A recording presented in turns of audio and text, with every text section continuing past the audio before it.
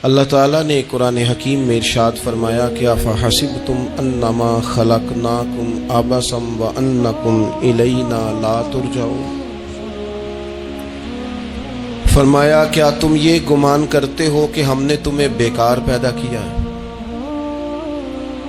اور کیا تم یہ سمجھتے ہو کہ تمہیں پلٹ کر ہماری طرف نہیں آنا؟ اللہ تبارک و تعالیٰ نے جو چیز بھی پیدا کی، جہاں بھی پیدا کی، بڑی حکمتوں کے تقاضوں کے تحت پیدا کی۔ میں کسی شخص سے بیزار نہیں ہو سکتا، کیونکہ ایک ذرہ بھی تو بیکار نہیں ہو سکتا۔ اللہ نے ہر چیز کو کمال حسن کے ساتھ دنیا میں پیدا کیا، اور انسان تو اشرف المخلوقات، یہ تو اللہ تعالیٰ کی تخلیق کا شاہکار ہے۔ اللہ تعالیٰ نے اسے بڑی رہنمائیوں کے ساتھ، بڑی حکمتوں کے ساتھ، بڑے کرم کے ساتھ پیدا فرمایا۔ اس کو اللہ تعالیٰ نے سمجھنے کی، بات کرنے کی، اپنا ما فی الضمیر کہہ دینے کی صلاحیت عطا فرمائی۔ مالک نے اسے عقل، شعور دیا، اور جو بڑی طاقتور مخلوق نظر آتی ہیں ان کو اللہ تعالیٰ نے انسان کے قبضے میں دے دیا۔ کتنا بڑا ہاتھی ہوتا ہے لیکن ایک چھوٹا سا بچہ اسے لیے پھرتا ہے، کتنا بڑا اونٹ ہے، کتنی طاقت رکھتا ہے، لیکن ایک چھوٹا سا بچہ اس کے ناک میں نکیل ڈالتا ہے اور اسے لے کے گھومتا ہے۔ اللہ تبارک و تعالیٰ نے اسے اشرف المخلوقات بنایا ہے۔ اتنے بڑے جہاز ایک انسان کے قبضے میں دے دیے ہیں، وہ جب چاہتا ہے جہاز اڑتا ہے، جب چاہتا ہے اسے زمین پہ اتار لیتا ہے۔ اللہ کی دی ہوئی طاقت سے ملکوں کو سر کرنا، بڑی بڑی ٹیکنالوجی کو ایجاد کرنا خدا نے اپنی توفیق سے اسے عطا کی۔ اور پھر اگر وہ مسلمان ہے، پھر اگر وہ حضور کا غلام ہے، تو پھر تو فرمایا کنتم خیر امت اخرجت للناس، انسان ساری مخلوق میں افضل ہے، اور میرے محبوب کا کلمہ پڑھنے والے سارے انسانوں میں سب سے افضل ہے۔ ان کو اللہ نے اور زیادہ فضیلتوں سے، برکتوں سے مالا مال کیا۔ یہ وہ مخلوق ہے، یہ وہ لوگ ہیں، یہ وہ امت ہے کہ جو صرف ارادہ کرتی ہے نیکی کا، کرتی نہیں، ارادہ کرتی ہے تو اللہ نیکی کرنے کا اجر عطا فرما بھی دیتا ہے۔ یہ ابھی پلان کرتی ہے کہ میں یہ کام کروں گا تو رب اس کا ثواب شروع بھی فرما دیتا ہے، لیکن پتہ نہیں کیا ہو گیا ہے لوگوں کو، نیکی کے ارادے کرنے چھوڑتے جا رہے ہیں، نیکی کی منصوبہ بندی کرنی چھوڑ دی ہے، خیر کے لیے پلان کرنا ہی چھوڑ دیا ہے۔ بہت سارا وقت بیکار گزرتا ہے، بہت سارا وقت چوراہے پہ گزر گیا، بہت سارا وقت گپوں میں گزر گیا، عمرے دراز مانگ کے لائے تھے 4 دن، 2 آرزو میں کٹ گئے، 2 انتظار میں۔ ایک ڈھیر سارا طبقہ ہے جس سے پوچھتے ہیں کیا کر رہے ہو، وہ کہتے ہیں بس کچھ بھی نہیں، ٹائم پاس کر رہا ہوں۔ تو میں کہتا ہوں یار اتنا فالتو ٹائم کہاں سے آیا جسے پاس کرنا پڑا؟ میں بور ہو رہا ہوں، تو میں کہتا ہوں بور ہونے کے لیے وقت کہاں سے لیا آپ نے؟ آپ تو مسلمان ہیں، آپ کا تو وقت شریعت نے بڑا قیمتی کر دیا ہے۔ آپ تو 1 منٹ میں 3 بار سورہ اخلاص پڑھ سکتے ہیں۔ آپ کو تو ذرا سا وقت ملے تو آپ جا کے 2 رکعت نماز کی نیت باندھ سکتے ہیں۔ آپ کو تو تھوڑا سا وقت ملے تو آپ کے تو نبی پاک علیہ السلام نے یہاں تک ہماری تربیت کر دی، ہمارے حضور فرمانے لگے تم کانٹا اٹھا سکتے ہو نا گلی سے، تو وہی اٹھا دینا، اس پر بھی رب صدقے کا ثواب عطا کرے گا۔ تو یہاں تو کانٹوں سے بھری ہوئی گلیاں ہیں۔ میرے نبی پاک نے تو فرمایا تھا کسی مومن کو بس خوش کر دینا، وہ چاہے لمحے کے لیے ہی ہو، اس کے دل میں راحت ڈال دینا، اسے تسلی دے دینا، روتے ہوئے آنکھیں آنسو پونچھ دینا، اس کو کہہ دینا میں تیرے ساتھ ہوں۔ فرمایا مومن کے دل میں تم نے خوشی داخل کر دی تو 60 سال نفل پڑھنے سے اللہ تمہیں زیادہ ثواب عطا کر دے گا۔ تو یہ فارغ بیٹھنے کا وقت کہاں سے آیا؟ یہ بور ہونے کا ٹائم کہاں سے آیا؟ ہم نے اپنے آپ کو بیکار کر لیا ہے، اور رب نے نہیں بیکار پیدا کیا، ہم نے بیکار کر لیا، ہم نے اپنے آپ کو زنگ لگا لیا۔ ملت کا وہ جوان جس کو چاہیے تھا کہ وہ خاندان کے 20 50 60 لوگوں کو لے کر چلتا، کفالت کرتا، نمائندگی کرتا، آگے بڑھ کے کہتا میں ہوں نا، گھبرانا نا، وہ نوجوان خود دکھ سناتا ہے رو رو کے، وہ مجبوریاں سناتا ہے، وہ کچی کچی باتیں کرتا ہے، وہ کہتا ہے مجھے کالا جادو ہو گیا ہے، وہ کہتا ہے فلانے کی نظر لگ گئی ہے، وہ کہتا ہے چچا نے آگے نہیں جانے دیا، وہ کہتا ہے میں ابا جی نے صحیح تقسیم نہیں کی تو میں پیچھے رہ گیا. اتنی کمزور بات کرے گا. اور وہ مسلمان اپنی صلاحیت کو پہچانے. حضرت سعدی شیرازی کے پاس ایک شخص نے بیٹھ کے اپنے دوستوں کی غلطیاں گنوانی شروع کر دی. ان میں یہ بھی غلطی ہے، یہ بھی غلطی ہے، یہ بھی غلطی ہے، یہ بھی غلطی ہے، یہ بھی غلطی ہے. تو حضرت سعدی ہنس پڑے، فرمانے لگے اور یاد رکھ تیرے سجن بڑے ہی برے ہیں، اور پانی بڑا بھی گندا ہو نا تو آگ بجھانے کے کام پھر بھی آ جایا کرتا ہے. کوئی تو خوبی ان میں تلاش کر لینا. پانی بڑا بھی گدلا ہو تو آگ تو بجھاتا ہے کہ نہیں بجھاتا. ہمارا یہ مزاج بن گیا ہے کہ ہم اپنی صلاحیتوں سے کام ہی نہیں لیتے. ہمیں پتہ ہی نہیں ہم کیا کر سکتے ہیں.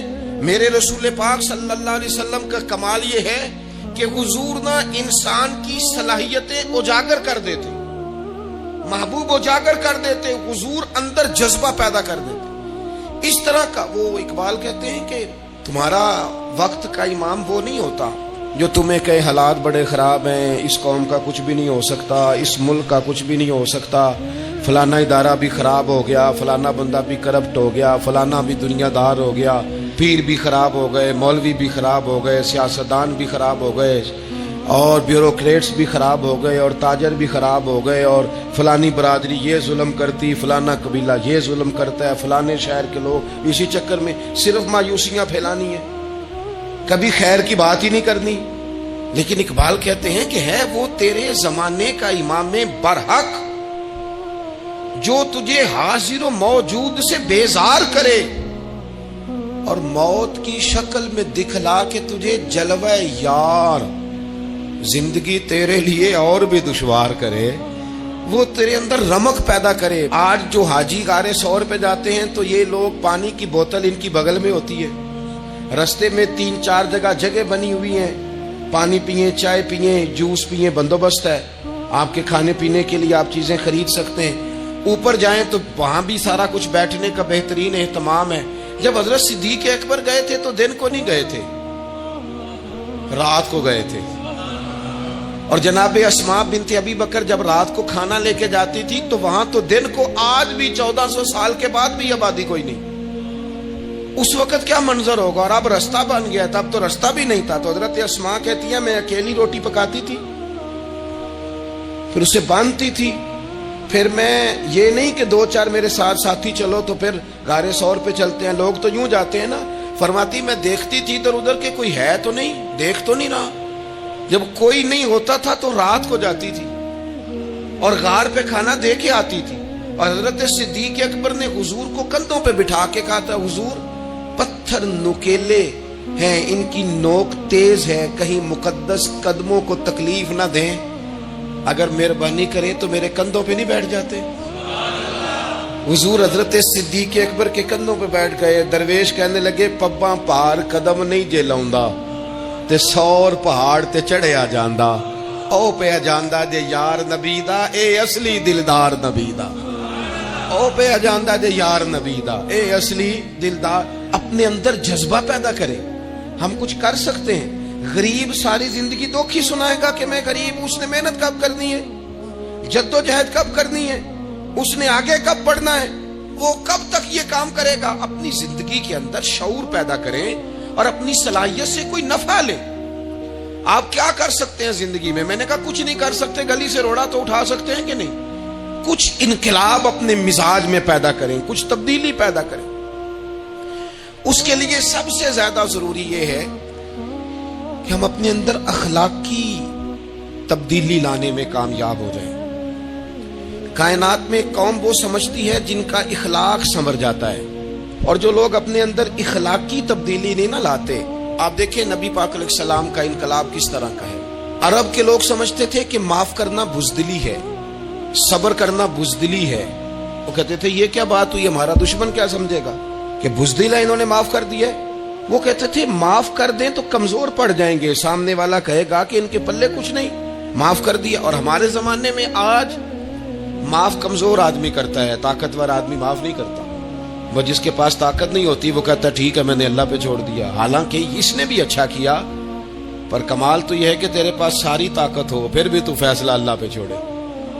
اور حضرت موسیٰ کلیم اللہ علیہ السلام نے عرض کیا تھا مالک تیرے بندوں میں تیری نظر میں معزز کون ہے؟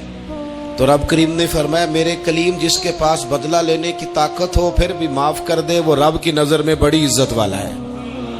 عرب کے لوگ سمجھتے تھے یہ بزدلی ہے کہ میں معاف کر دوں، لیکن حضور نے ان کو اخلاقی طور پہ بدل دیا، اور نبی پاک نے فرمایا معاف کرنا بزدلی نہیں، یہ تو اعلیٰ ظرفی ہے۔ تو پھر کس طرح بھلا معافی ان کو ہوئی؟ فتح مکہ کے دن حضور نے اس طرح نہیں معاف کیا کہ پہلے ہمارے ہاں بھی لوگ معاف کرتے ہیں تو ہم پتہ کس طرح معاف کرتے ہیں، پہلے ساری اس کی زیادتیاں گنواتے ہیں۔ پتہ ہے نا تو نے اس وقت کیا کہا تھا، یاد ہے نا تو بڑی ڈینگے مارتا تھا، یاد ہے نا تو بڑی بڑھ کے مارتا تھا۔ عرب کے لوگ سارے سامنے کھڑے ہیں، پتہ کون کون ہے؟ اکرمہ بن ابو جہل آخری دن تک لڑے، ابو سفیان آخری دن تک لڑے، سارے لوگ سامنے کھڑے، کچھ بھاگ گئے ہیں جان بچا رہے ہیں۔ حضور نے کیا فرمایا؟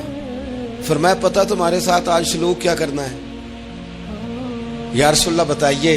تو نبی پاک نے فرمایا وہی کرنا ہے جو جناب یوسف نے بھائیوں کے ساتھ کیا تھا، بات ہی کوئی نہیں کرنی، پچھلا قصہ چھیڑنا ہی نہیں، نہ کانٹے بچھانے کی بات کرنی ہے، نہ روڑے مارنے کی کرنی ہے، نہ بدر میں آنے کی کرنی ہے، نہ احد میں پتھر مار کے دانت شہید کرنے کی بات کرنی ہے، نہ خندق کی بات کرنی ہے، نہ خیبر کی کوئی بات۔ جاؤ نہ معاف کیا، بات ہی کوئی نہیں کرنی، معافی دے دی۔ ابو سفیان کہنے لگے حضور مجھے بھی معافی ہے۔ سونیا تیرے کرم پہ قربان جاؤں۔ میرے کریم فرمانے لگے تو قبیلے کا سردار ہے، مکے شریف کے لوگ تجھے بڑا سمجھتے ہیں، دیکھ حضور معاف بھی کرتے ہیں اور عزت بھی دیتے ہیں۔ فرمایا جا میں نے تجھے معاف کیا، اور جو تیری حویلی میں آ کے پناہ لے لے گا میں اسے بھی معاف کر دوں گا، اسے بھی معافی مل جائے گی جو تیرے گھر آ جائے گا۔ اب تبدیلی آ گئی، وہ جو اندر کفر تھا وہ ٹوٹ گیا، انقلاب آ گیا۔ یہی ابو سفیان جو کل تک مخالفت میں لڑتے تھے پھر یہ حضور کے ساتھ جنگوں میں جاتے، اور اس طرح جاتے کہ حضور گھوڑے پہ بیٹھے اور جناب ابو سفیان نے گھوڑے کی لگام تھامی ہے، ہر میدان میں گئے، ہر جگہ خدمت کی۔ اکرمہ بن ابو جہل کا پتر ہے، کوئی کسر نہیں چھوڑی اس نے، حد کر دی، ہر جگہ لڑا، ہر مقام پہ۔ لیکن فتح مکہ کے موقع پر یہ بھاگ گیا تھا، جان بچا کے چھپ گیا۔ اس کی بیوی آئی، آ کہنے لگی سونیا میرے چھوٹے چھوٹے بچے ہیں، مجھے پتہ چلا ہے کہ میرے شوہر کے لیے آپ نے ڈیتھ وارنٹ جاری کر دیے ہیں کہ جہاں ملے مار دیا جائے، صحابہ نے یہ اعلان کیا ہے، وہ سخت مجرم ہے، اس کے لیے سخت آرڈر جاری کیا گیا ہے۔ تو کریم کیا فرمانے لگے؟ حضور فرمانے لگے تو کیا چاہتی ہے؟ میں کوئی آپ کو قصہ تو نہیں نہ سنا رہا، خدا را مہربانی کریں، تھوڑا سا دل بڑا کریں، تھوڑا سا۔ وہ ساس کہتی ہے جی میں کہ میں معاف کر دیا جی، تو انہوں پتہ نہیں پیر صاحب میرے اندر زخم کتنے نے، مثلا کیا ہے، گولی مار دی ہے کسی نے کسی کو۔ بہو سے کہیں تو کہتی ہے جی میں معاف کر دوں، اس کو معاف کر دوں، آپ کو بتاؤں اس نے تکلیف کتنی دی۔ مہربانی کرو ایک دوسرے کو معاف کرو، اپنے دل میں گنجائش پیدا کرو۔ اس بندے کی بات ہو رہی ہے جو باپ سے لگا ہوا ہے مخالفت کرنے، ابے نے بھی ظلم کیے، اس نے بھی کیے۔ حضور اس کی بیوی سے کہتے ہیں کیا چاہتی ہے؟ کہنے لگی حضور معاف کر دیں اسے۔ تو نبی پاک صلی اللہ علیہ وسلم نے فرمایا ٹھیک ہے، یہاں تو معافی کا دروازہ تو سب سے زیادہ کھلا ہوا ہے، تو کہتی ہے تو چلو ٹھیک ہے معاف کیا، ہو گئی بات۔ اس نے جا کے جہاں چھپا ہوا تھا اسے کہا اکرمہ حضور نے تجھے معاف کر دیا۔ کہنے لگا کوئی کرنے والی بات کر، وہ معاف کرتے ہیں مجھے پتہ ہے، بڑا کرتے ہیں، پر جو میں نے کیا ہے وہ معافی والا نہیں۔ مجھے معافی ہو سکتی ہے، یہ کیسے ہو سکتا ہے، یہ کیسے ہو گیا، ہو ہی نہیں سکتا۔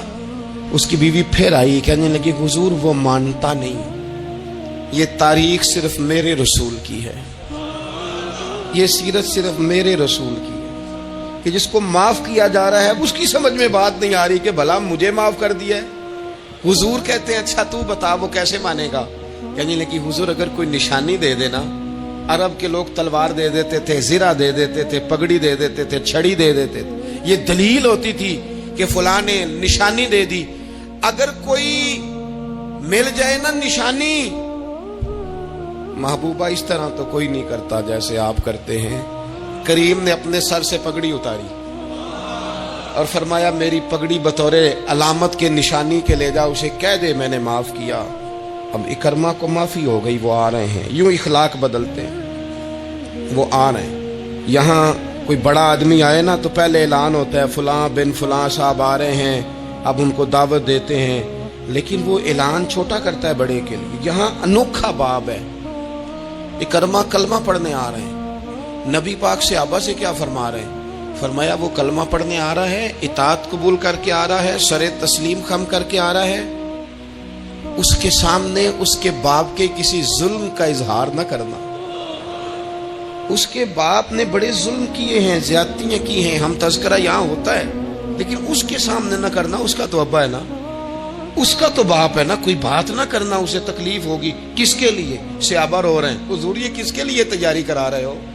وہ آ گئے, قدموں سے لگ گئے, کلمہ پڑھ لیا, کھول کے روئے, حضور میرے لیے بھی معافی ہے؟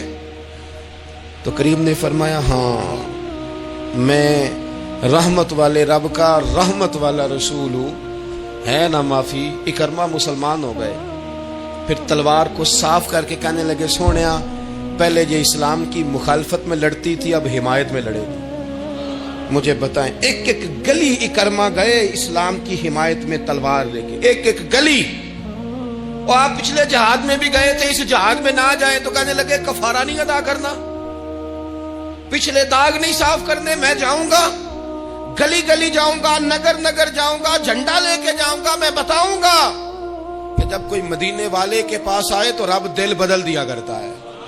انقلاب آتے ہیں, عادتیں بدلتی ہیں, طبیعتوں میں تغیر آتا ہے. کون کہتا ہے نہیں آتا؟ میں جاؤں گا. ہمس میں حضرت عمر کے زمانے تک اکرمہ لڑے, سالوں میدان میں رہے اسلام کی حمایت میں, اور پھر ہمس کے میدان میں حضرت عمر کے دور میں لڑتے ہوئے شہادت کی موت اللہ نے انہیں عطا فرمائی. یہ آپ دیکھیں حضرت خالد بن ولید کون ہے؟ کہنے لگے حضور میں تو بڑی شدت سے اسلام کے خلاف لڑتا تھا, میری غلطیاں بھی معاف ہو جائیں گی. تو حضور فرمانے لگے اسلام پچھلے سارے معاف کرا دیا کرتا ہے, نئی زندگی کا آغاز ہو جاتا ہے. نئی زندگی کا آغاز ہوتا ہے. حضور نے فرمایا جو رمضان میں عبادت کر لے نا, ایمان کے ساتھ رمضان میں عبادت کر لے, اللہ اس کے پچھلے سارے معاف فرما دیتا ہے. اب وہ نئی زندگی کا آغاز کرے.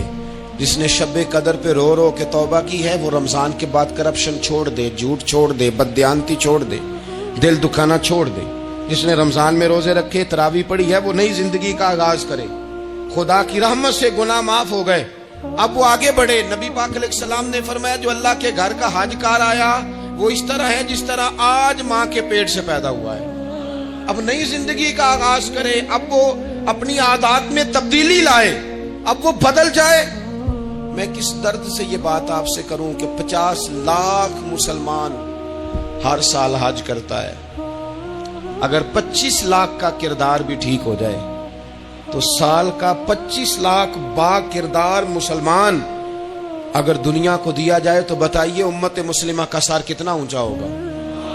لیکن ہمارا حال وہی ہے کہ حج بھی کیتی جاندے ہو تے لہو بھی پیتی جاندے ہو, کھو کے مال یتیماں دا تے بھیج مسیتی جاندے ہو, پھٹ دلاں دے سیندے نہیں تے ٹوپیاں سیتی جاندے ہو, نفس تے چھری پھیر دے نہیں دمبے کیتی جاندے ہو, فرض پلائی بیٹھے ہو, نفلاں نیتی جاندے ہو, او دسو تے سی بلے شانو ایک ہی کیتی جاندے ہو.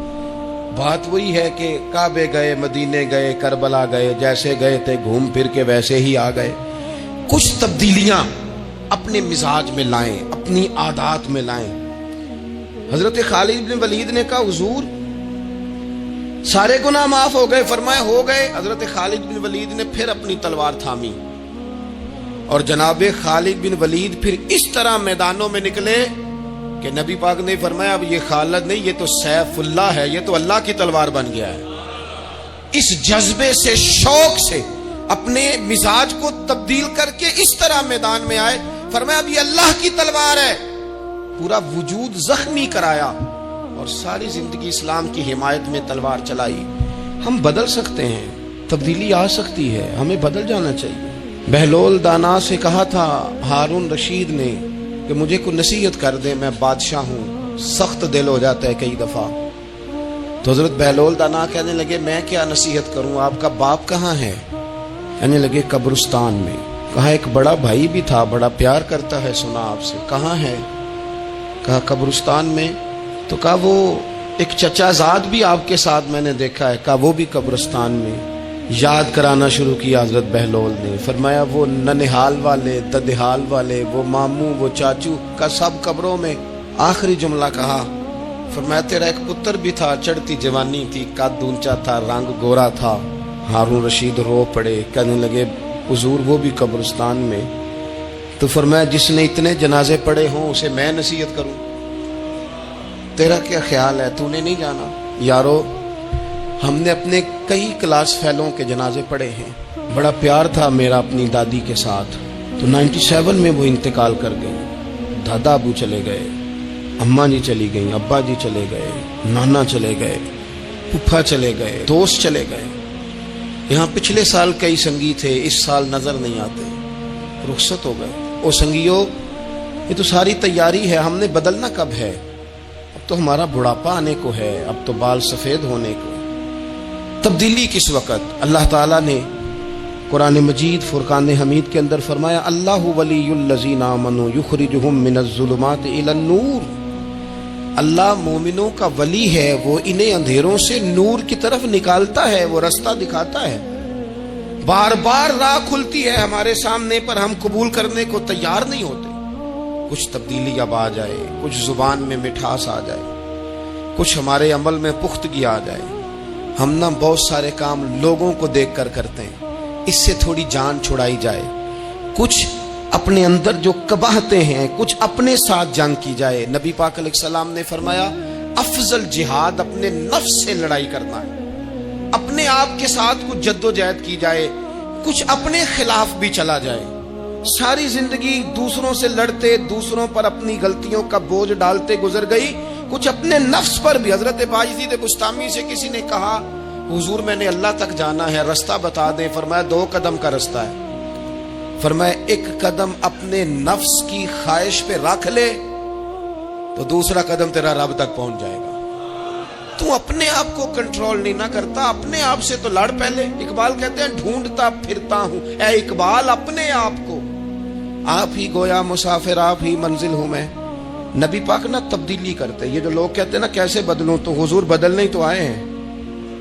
حضور بدلنے. حضرت مازن ایک صحابی ہیں، وہ کہتے ہیں میں بت کی پوجا کرتا تھا. امام بہقی نے لکھا ہے میں بت پوجتا تھا.